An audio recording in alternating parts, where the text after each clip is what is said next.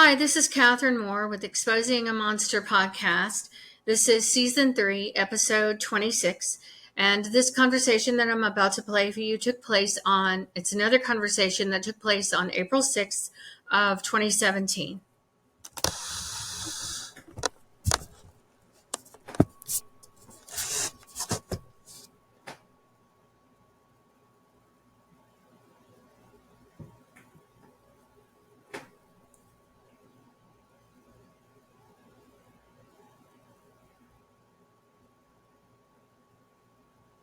You and your mom need to communicate with me about Alex. You need to be present for the phone call. She needs to stop verbally attacking me. She needs to stop being verbally abusive to me. Alex is our responsibility. He is not hers. And you grow responsibility for your son, Carl, and stop using your mother to raise him. This is not funny, Carl. Anything else? This isn't funny. You need to grow up and take responsibility for your kids and stop dumping them on your business. Right. Let me know when you want me to take Kevin.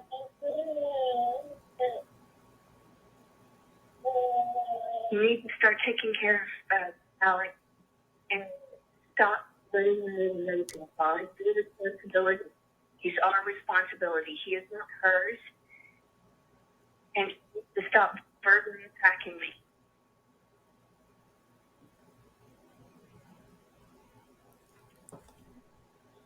Did you hear me?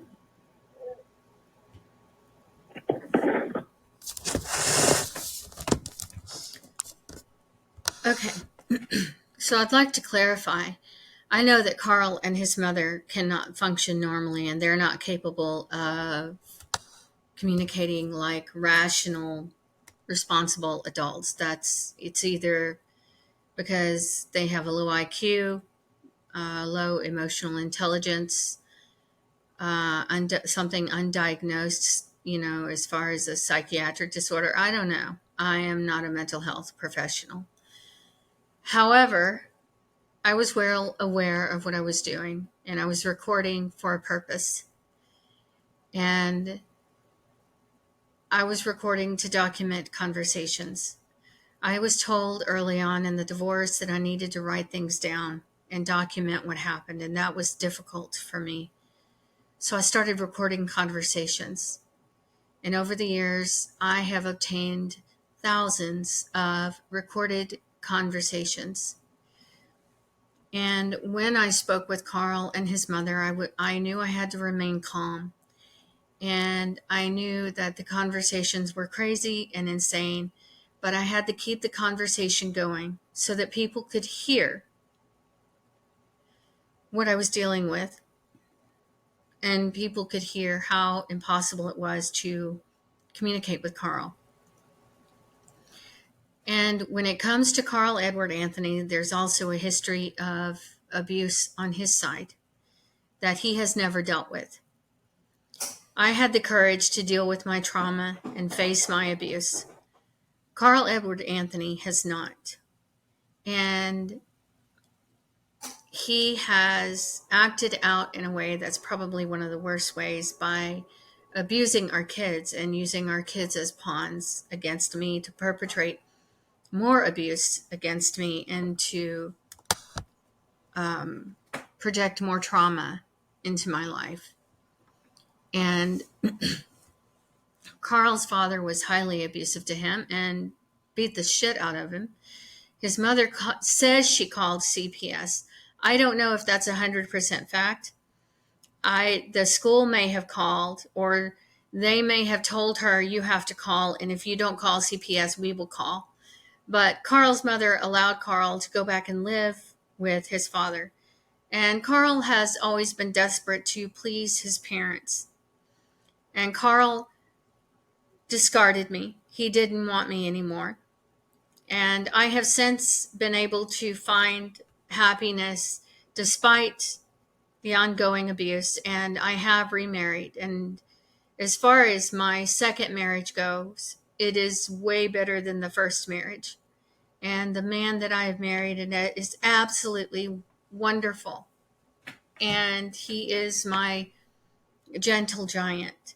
And I love him more than I really knew that I was capable of. And I didn't really think that anybody could possibly love me. And boys, my husband proved me wrong, my current husband. And Carl has used the kids for years to play games.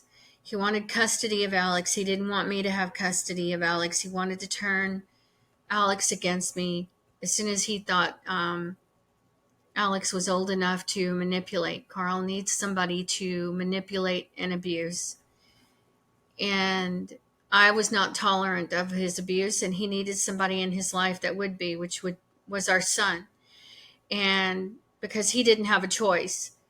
And also when it's convenient for Carl, he wants his mommy to raise our son because Carl wants to please his mommy. And it is quite clear that he has mommy issues that are completely unresolved. And I'm not saying I haven't had my own issues. I have. But the difference between Carl and myself is that I've done a lot of work. And I have not had a problem in reflecting on past decisions and how those past decisions have affected my life. And the fact that I married Carl because abuse was the only life I had ever known. And however, Carl is 9 years older than me, and he clearly has not figured out that he is an adult and he is responsible for his own actions. Carl was responsible for dragging Alex 5 feet across the carpet and giving him carpet burn. And Carl was responsible for putting his hands around Alex's neck. And Carl is responsible for the fact that Alex is now telling our 9-year-old that he wants his 9-year-old brother to die a slow and painful death. Alex is now 15, and his younger brother, who was 2 at the time, is now 9.